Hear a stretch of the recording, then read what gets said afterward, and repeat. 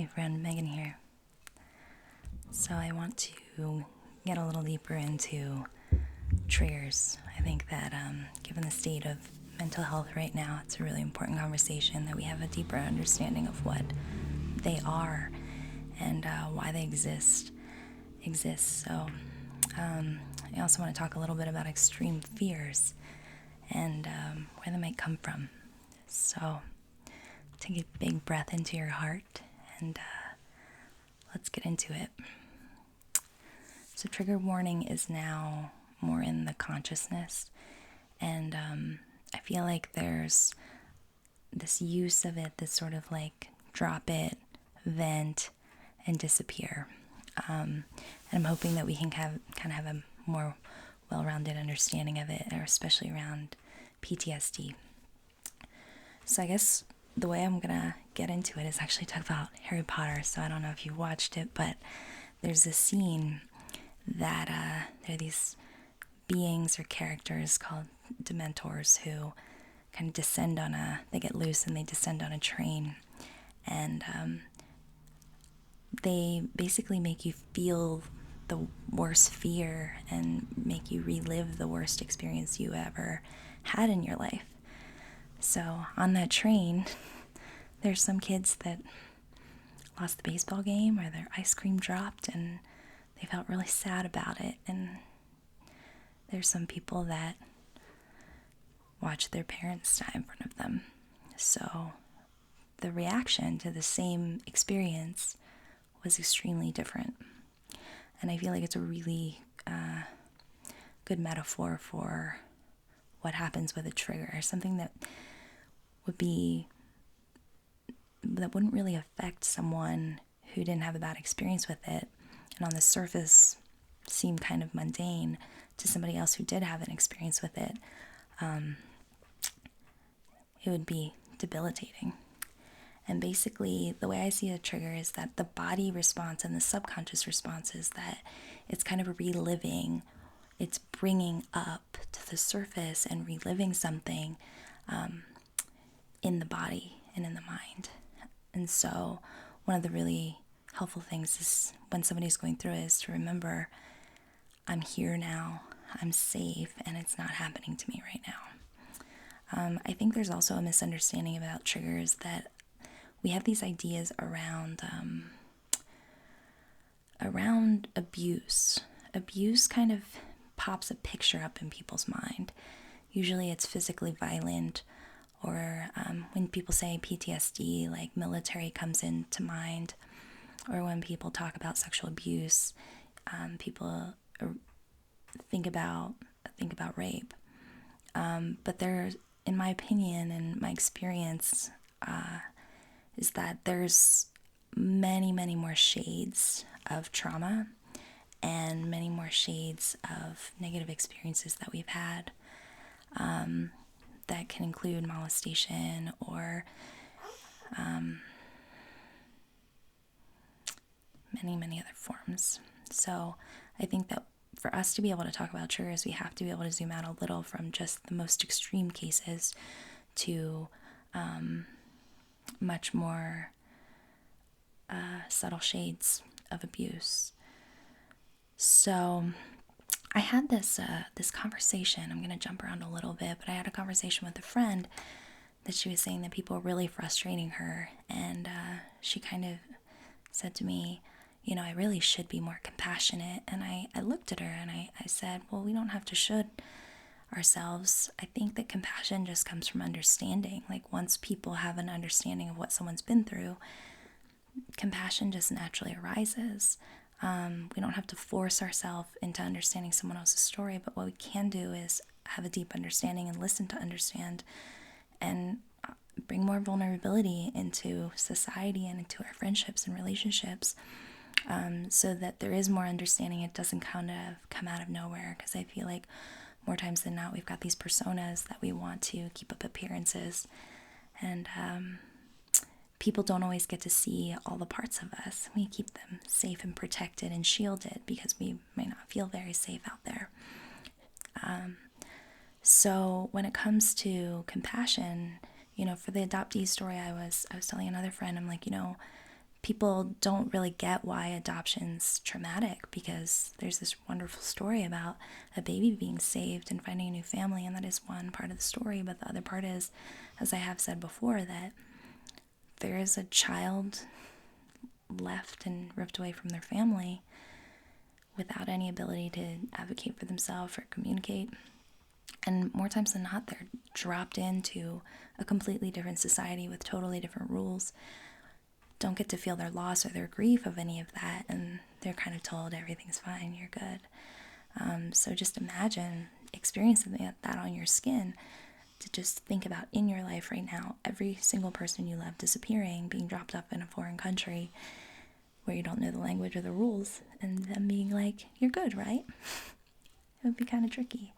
So I do think that these things come in more subtle shades, and the more that we have an understanding of what people have been through, the compassion just comes about naturally. Just because you might be a person that only had an ice cream drop, which I don't actually think any of us are, but maybe you don't feel like you've had the worst of it. First, it doesn't minimize your experience, but second, we can have empathy with each other if there has been somebody that went through something more.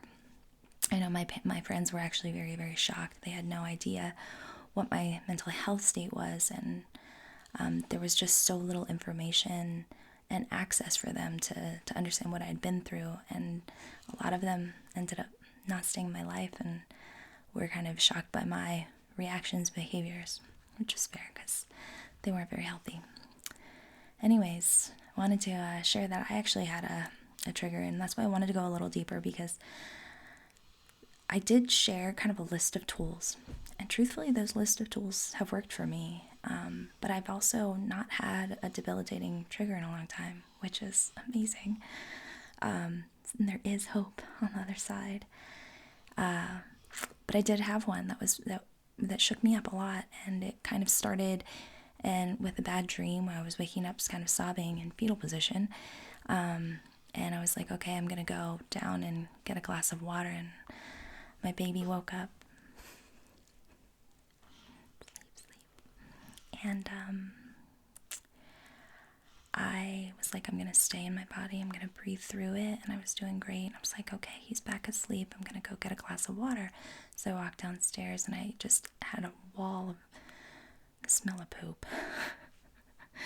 And my dogs were inside, and they got into the food, and they had the runs. So I was in the dark of night, everyone was sleeping, and I prayed. I was like, God, please don't let me step in.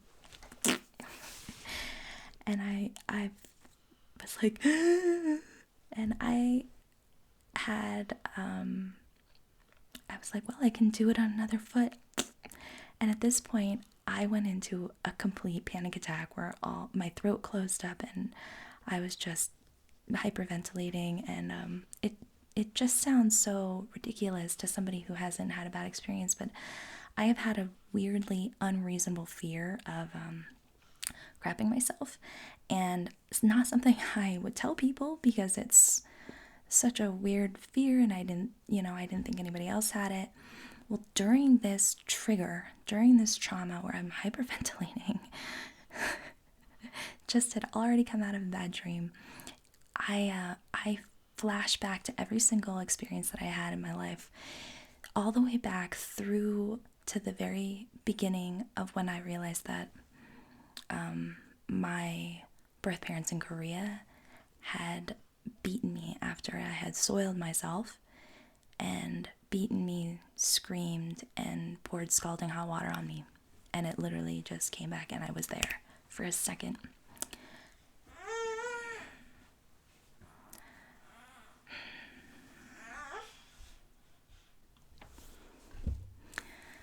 So, in that moment,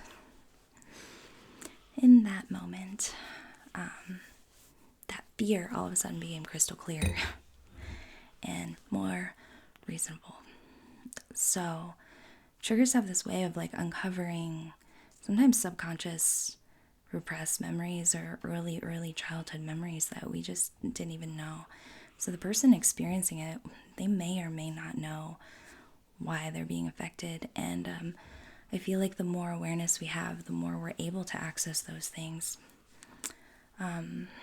So that is my story of my trigger, and why I wanted to go a little deeper with this, to have a lot more kind of compassion and understanding of what it's like to be in the middle of it, because it really doesn't feel very reasonable to pull yourself out when you're in a certain state. So I do want to kind of make a call for allies and people that, maybe have been through some really hard stuff, and maybe haven't, but have our friends or families with someone who has, that there's a lot that we can do to be there for each other in that moment. And so conversations ahead of time with people that you trust in your family, that know that maybe you spin out or go into like kind of an extreme reaction, that a conversation ahead of time and a plan ahead of time is really important, which is why I did share that. But I think that having sort of preset tactics for each individual is really important, because everybody's going to handle it differently. Having those questions of like, how can I help? What do you find soothing? In the moment, can you breathe can you breathe with me? Can you put your hand on your heart? Because what I realized, and as I'm talking about it again, it's happening again. And as I've been talking about this stuff, it's been happening a little bit more. My throat's actually closing up as I talk about it. So, excuse me. So in the moment, we don't always have the verbal communication to be able to communicate our needs. And that it's fair, that the body is actually kind of reacting and protecting itself. And so today, when that happened, Eric had woken up, and the only thing I could say was, oh my God, oh my God, oh my God, and I need help, I'm having a trigger. And so luckily we had said a lot of things ahead of time. And so I was like back, and he just tapped my back, which was really just to know he was there and to find a rhythm. And it was really, really helpful, and helped bring me out of that space. So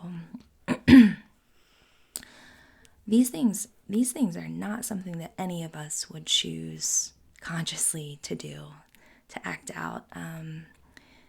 Most people who have been through things like this have vices to numb the pain, because it feels like they're reliving it. It feels like they're dying. So there is a lot of feeding it with alcohol and drugs, different vices, sometimes food, or just disassociate and check out and numb themselves. And just to have compassion through that, and have an understanding of where that addiction or vice might come from. And that the other thing I want to say is that each time you have a trigger, there is an opportunity to uncover what it is, and have catharsis. And this part's really, really important for the healing and the getting past and the letting go, is to actually feel it, which is why the numbing doesn't really help, and it doesn't sort of solve the underlying root, that it needs to be felt. And so a big part is to put your hand on your heart and on your stomach, and breathe and scan your body. And what I mean scan is just almost notice what the sensations are from the top to the bottom, without judgment, and even just name them. I'm feeling a tightness in my throat. I'm feeling a heaviness on my chest. I'm feeling a shakiness through my body. Sometimes just by really being present with the feeling, it allows you to feel it.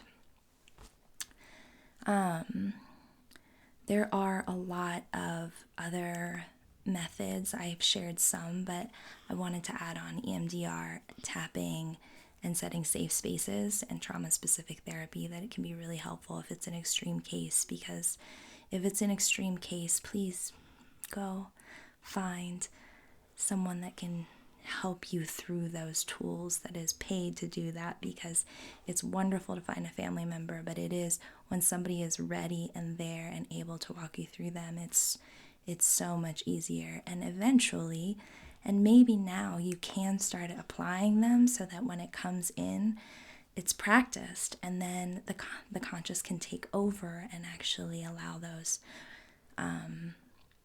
tools to work in the moment. And one thing I'll say that doesn't help is to judge, come out in anger and re-traumatize, or allow it to escalate and be pulled in. Like, if you can't help, do your best to remove yourself from the situation rather than re-traumatizing. If you can help to hold space without judgment and without hurting, then you're an ally and you're very much appreciated. So, I'm going to take a breath into my heart because I can feel that throat. So I also wanted to share a little bit about the aftermath after the trauma, or after the re-trigger, that sometimes the body goes through this natural sort of flushing out catharsis process, and it can look really kind of ugly, but it's really beautiful because it's the body clearing that old pain, that old wound. It's actually releasing. That is catharsis. So if you're standing by with a person, or if you've gone through it, if there's unbelievable sobbing, uncontrollable shaking, because there's a lot of adrenaline that gets stuck, and I've talked about shake therapy, and that we kind of stop the natural mechanism to shake it out and release all of that adrenaline that's very inflammatory, that starts to naturally release. So sometimes after a trigger, you can just go into a full body shake. Sometimes there's yawning or sweating. Sometimes there's manic laughter just to release so much energy. And sometimes there's like physical effects like burping or farting, or even just puking.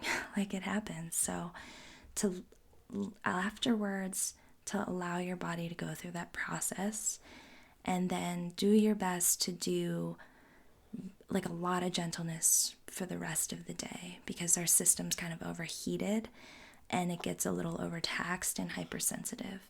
And so if you've gone through a trigger and then you kind of do the I'm fine and you jump back into it, sometimes it's a way to get another one.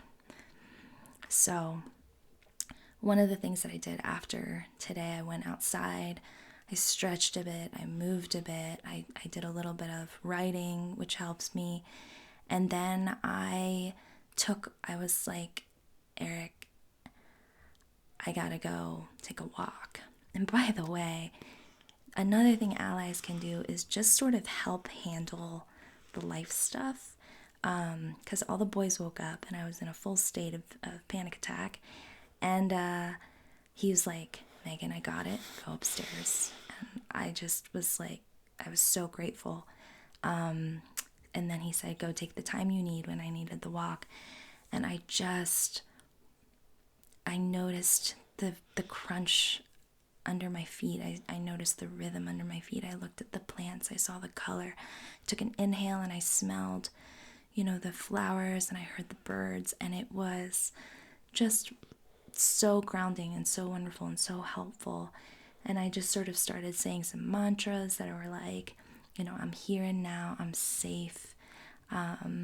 This is in the past, and it passed so quickly, from the beginning and the onset to the feeling of really being at ease again. So that was kind of the full arc this time of how allies can help, what those tools are, and what the aftermath might look like, and some additional tools if it is an extreme case, and why compassion is so important, but why it's not something that we can just force ourselves into, but we really have to cultivate a space of vulnerability and listening. So that one was a little bit vulnerable for me, but here we are, and happy healing, and it gets easier, it gets better, and you got this, and you're brave, and I love you, and we are all in this together, and we rise together. And just a big hug to my wonderful global family of humanity, including you. I really appreciate that you're here. Reach out if you need some additional help. I'm here, and I'm also completed on my 7-day, 7-video kickoff to just get some personal momentum, and I will be posting a video once a week. I will pick the day as consistent as I possibly can, but I proved to myself that I was able to consistently make content, and that I have the time for it. So thank you for being here for my little experiment. I hope you've enjoyed our journey so far, and I hope you continue with me. Have a wonderful day or night. Love from Peru.